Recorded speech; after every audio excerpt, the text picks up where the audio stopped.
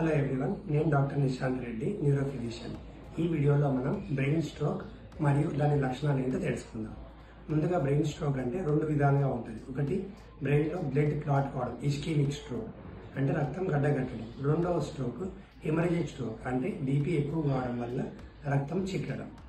దీని లక్షణాలు ఏముంటాయంటే మెయిన్గా చెయ్యి కాలు వీక్నెస్ అంటే పెరాలసిస్ రావడం, రెండవది మూతి వంకర పోవడం, మూడవది మాట్లాడినప్పుడు తొదలు రావడం లేదా మాట కంప్లీట్ రాలేకపోవడం, నాలుగవది చూపుకు సంబంధించిన డిస్టర్బెన్స్ అంటే ఒకవైపు విజన్ కనపడకపోవడము ఇలా ఉంటుంది. ఐదవది బ్యాలెన్స్ సంబంధించిన నడిచేటప్పుడు తాగిన వాళ్ళు నడిచినట్టు నడుస్తూ ఉంటారు. మెయిన్ మనం గుర్తుపెట్టుకోవాల్సింది ఏంటంటే ఈ సిమ్టమ్స్ అన్ని సడన్ గా వస్తాయి.